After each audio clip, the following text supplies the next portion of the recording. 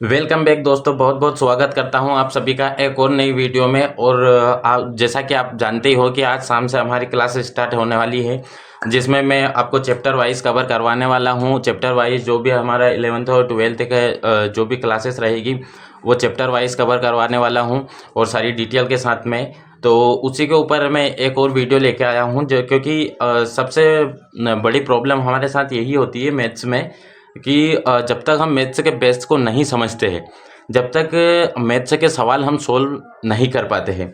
यदि सोल्व कर लेते हैं तो वो गलत हो जाता है। तो किस कारण से होता है, वो सबसे मेन चीज़ है। तो सबसे मेन चीज़ क्या होती है मैथ्स में? सबसे मेन होता है बोर्ड मास का नियम। अब बोर्ड मास का नियम हमें आना कंपलसरी होता है। क्या होता है, जब तक यदि हमें बोर्ड मास का नियम याद नहीं होगा तो हम मैथ्स के सवाल सोल्व नहीं कर पाएंगे। तो बोर्ड मास का नियम क्या रहता है, मैं आपको दिखाऊंगा। किस प्रकार से आपको सोल्व करना रहता है वो आपको दिखाऊंगा। यदि सवाल हमारे पास आते हैं कहीं से भी तो किस प्रकार से आते हैं मैं वो आपको दिखाने वाला हूँ।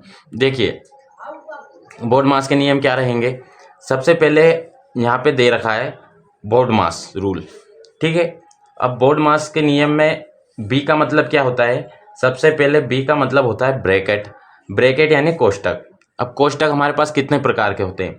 तो कोष्टक होते हैं टोटल 4 प्रकार के।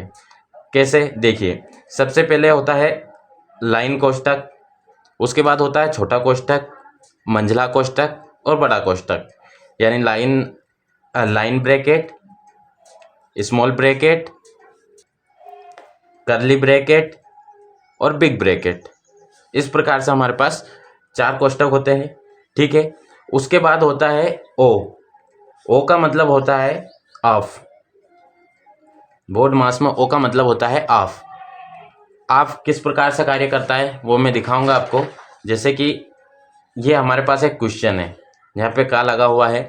अब ये कहाँ और कैसे यूज़ होता है वो देखना, मैं आपको क्वेश्चन सोल्व करके बताऊंगा, तब आपको समझ में आ जाएगा, ठीक है। उसके बाद होता है बोर्ड मास में डी। और डी का मतलब क्या होता है? डिवीजन, यानी कि भाग। दूसरा होता है हमारे पास में एम। एम का मतलब होता है मल्टीप्लाई। मल्टीप्लाई यानी कि गुणा। मैथ्स में सवाल सोल्व करने के लिए बोर्ड मास का नियम फॉलो करना बहुत ही इम्पोर्टेंट है, ठीक है। उसके बाद होता है हमारे पास में ए। ए का मतलब होता है एडिशन।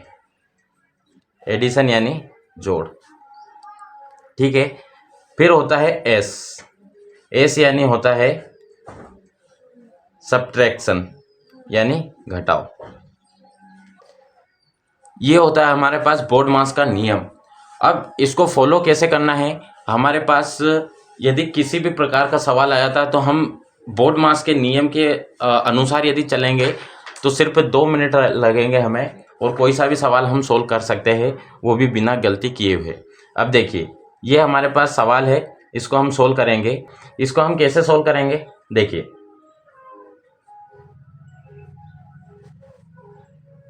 72 माइनस 12 भागित 3 का 2 प्लस।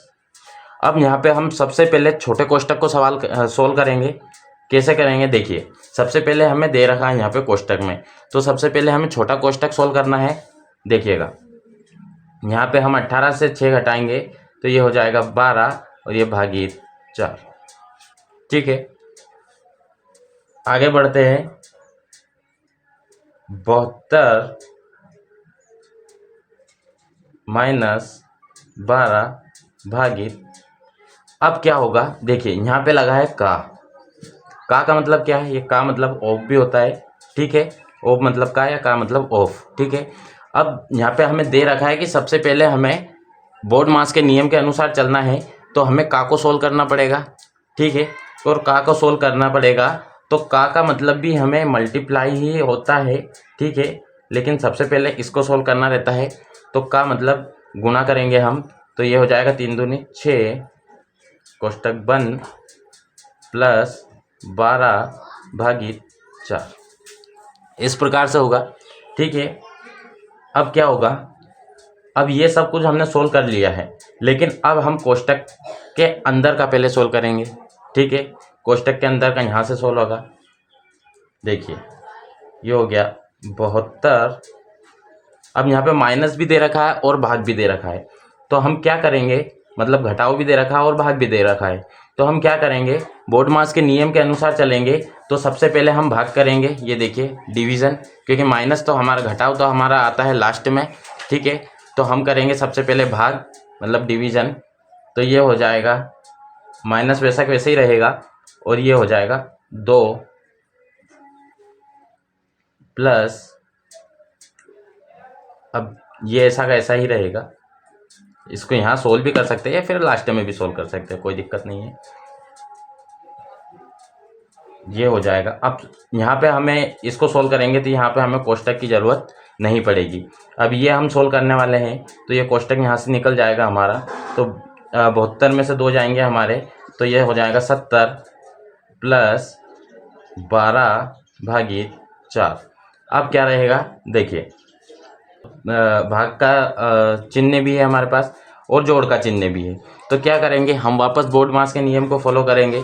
तो बोडमास का नियम कहता है कि सबसे पहले भाग होगा, उसके पास गुणा होगा, उसके बाद में हमारे पास में जोड़ आएगा, ठीक है। तो हम यहाँ पे वापस भाग करेंगे, तो 70 हमारा वैसा का वैसे ही रहेगा, प्लस का निशान में हो जाएगा, प्लस का चिन्ह, और उसके बाद में हम भाग देंगे, तो ये हो जाएगा 3, और ये हो जाएगा इसका आंसर।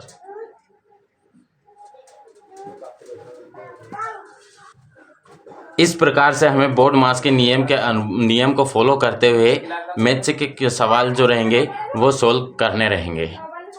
दोस्तों मैं ऐसे ही वीडियो लेकर आता रहूँगा, तब तक के लिए आप मेरे चैनल को सब्सक्राइब करें और इंस्टाग्राम पर मुझे फॉलो करें, फेसबुक पेज पर मुझे फॉलो करें, ताकि आपको अच्छे से अच्छे वीडियो मैं देता रहूँ।